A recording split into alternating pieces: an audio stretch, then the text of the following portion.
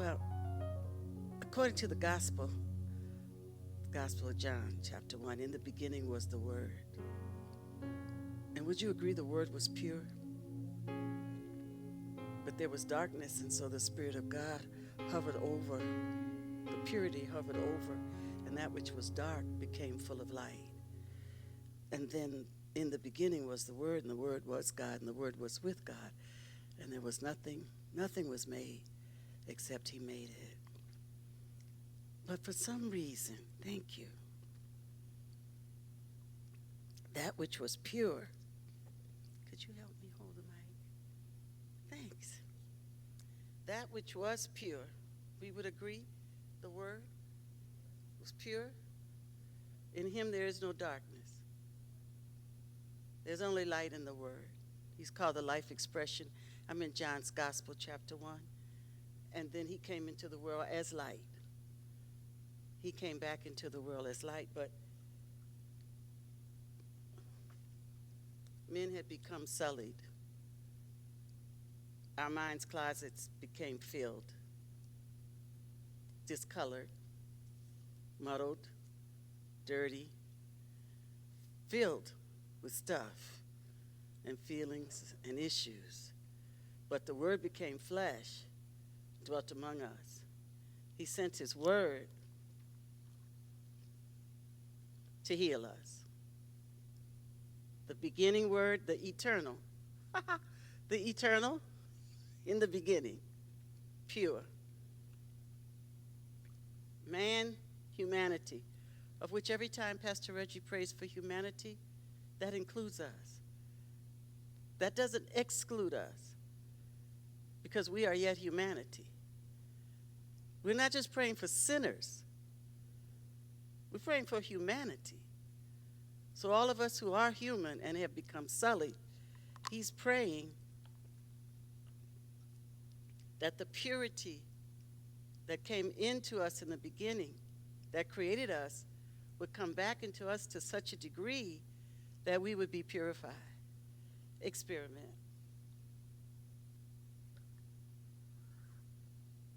This represents us, every one of us who loves God. You'd agree that there's a mixture of tea and water. The water's here, but so is the mixture. So is the hurt, the anger, the fear, the offense, the bruising, the refusal, the rebellion, the ignorance.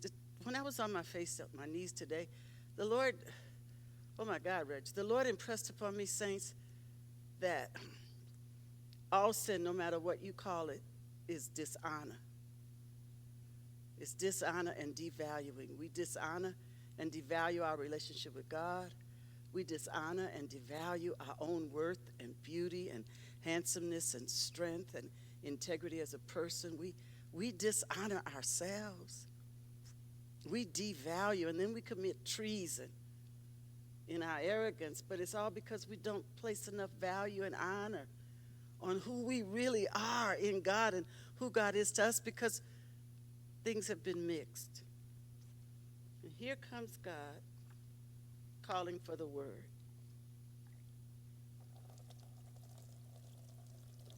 Now, He's not fussing. He's not scared. He's not angry. He's just pouring in the Word.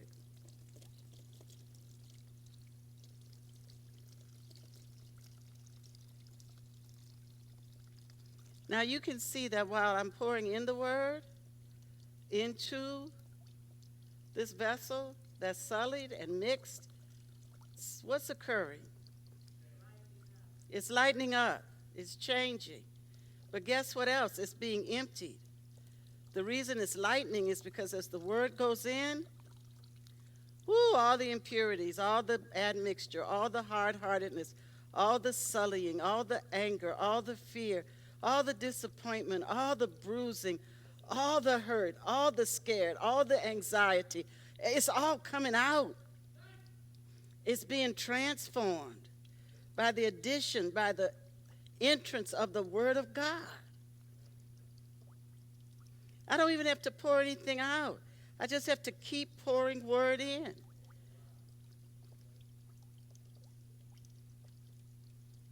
Just start speaking word, would you?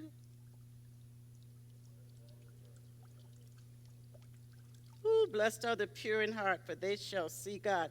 I see God working in this bottle, in this vessel, which we are. I see God working. Ooh, he sends his truth, his word, it heals us. Speak the word, saints. Speak the word. It's working. Oh, I'm tired of speaking the word. The process stops.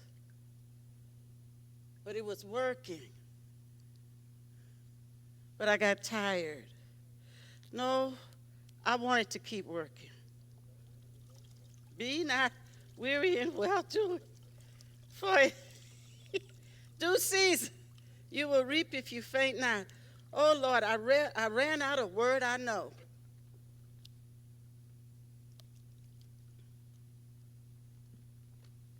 So then I pick up my concordance and I look up more word on this topic. Then I phone a friend and ask a friend, I'm studying how to heal. Do you know any scripture? My friend goes, yes. And this is the word that worked for me. Friends, would you read some of your healing scriptures? But I can tell I'm about to run out because I don't have enough in this vessel, but maybe I have friends with the word who have water that they can bring me water in their vessels. Maybe somebody else has pure water in the sanctuary. Maybe somebody else has a bottle of purity. Somebody else might have some because I just ran out, and maybe somebody else will go to the deep well that's within them and fill that jug for me because this process has just begun. Read the word, beloved. Read the word. In the beginning was the word, and the word was God. Do I have any more friends with vessels in the sanctuary? Because I'm about to run out of word. Do I have anybody that's unselfish and has a bottle of pure water representing the pure word of God? I'll buy you another water once I'm pure, but I have to call on my friends. Esther didn't have time to leave and buy water. She had to call on her friends who could help her. Hallelujah. Every time somebody gives you the word, they're helping you. They recognize something was missing, and it's a lot in us that has to be replaced. Good God Almighty. Oh, keep reading the word. Ooh, I will never leave you nor forsake you. Thank you. Even your little will do a great work. Vera says it's just a little, it's not full, but it's pure. The little pure that you have is enough purity. Read the word, saints. It's working. It's working. It's working. But even my friends have to bring me the word. My friends can't bring me tea or Coke or coffee because that's all mixtures too. My friends have to bring me the word. Blessed is the man who sitteth not, in the counsel of the ungodly. Then another one of my friends went to the deep well. I need help. Pour the word into me. Drink from the living well that never runs dry. Pour, pour, pour. Now that which is coming out of me is going into a basin. It can't go into anyone else, but it's coming out of me. Hallelujah. Hallelujah. This is what the word is doing. The word is working. Can you see it working? Can you see it changing? And all God is doing is pouring in. Where we left off yesterday, I said Isaiah 55. The word cannot return unto God void. It shall accomplish the purpose wherein in the thing he sent it. We agreed, I am a thing. And so as God pours his word into us daily, just the reading of his word is bringing light, it's bringing peace, it's bringing joy, it's transforming us in every place. And there's no issue. God just wants to pour in until.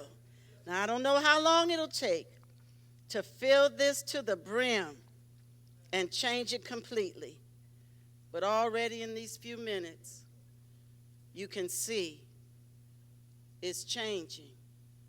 This poor man cried, and the Lord heard me. I looked unto the Lord, and my countenance was brightened. I was lightened. And all that came out of me didn't go into anybody else. It just went into an abyss, not spilling on, not harming anyone else.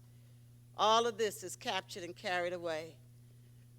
I'm going to continue this process because I know by the pouring in of the Word of God, everything not of God will be displaced. And it won't be empty. It will be filled while it's being changed. That's the word I had to bring today.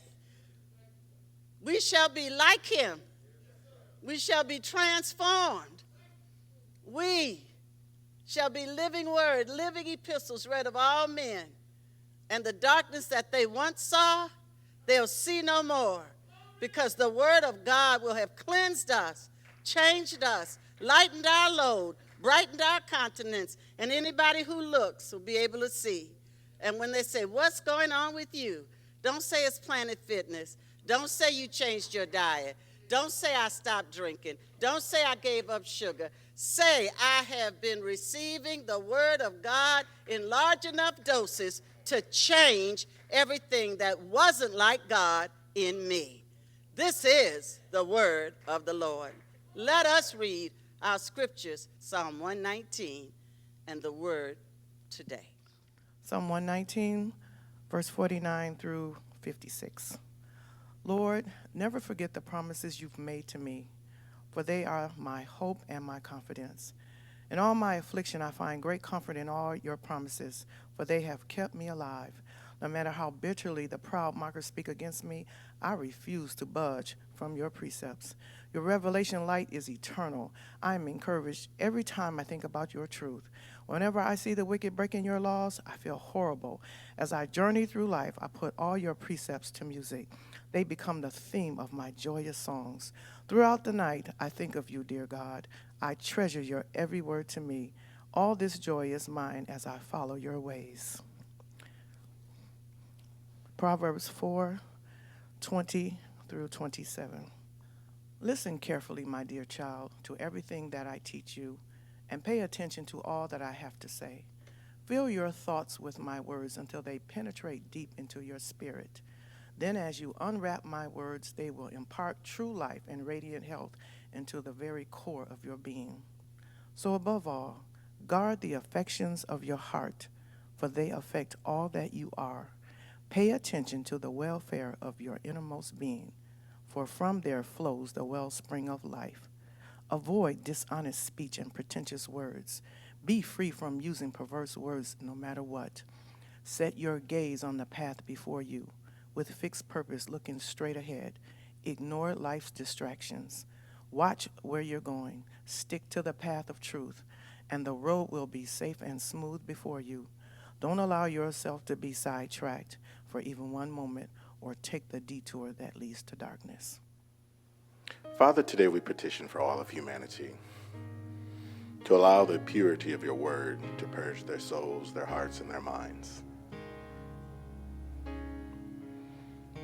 To allow a fresh word to enter into humanity's experience and to remove all the mess, all the sullied areas, all the admixtures, to dilute and remove anything that's not like you. We thank you today, Father, that all humanity begins to trust that your word works.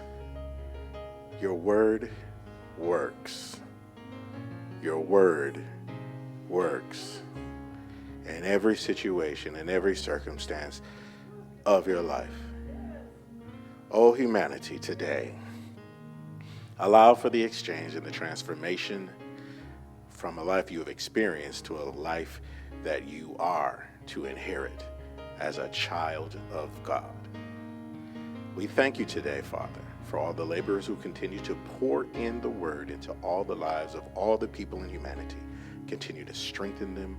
Continue to allow them to stand on your righteousness. We thank you, Father, now in the mighty and matchless name of Jesus the Christ. Amen.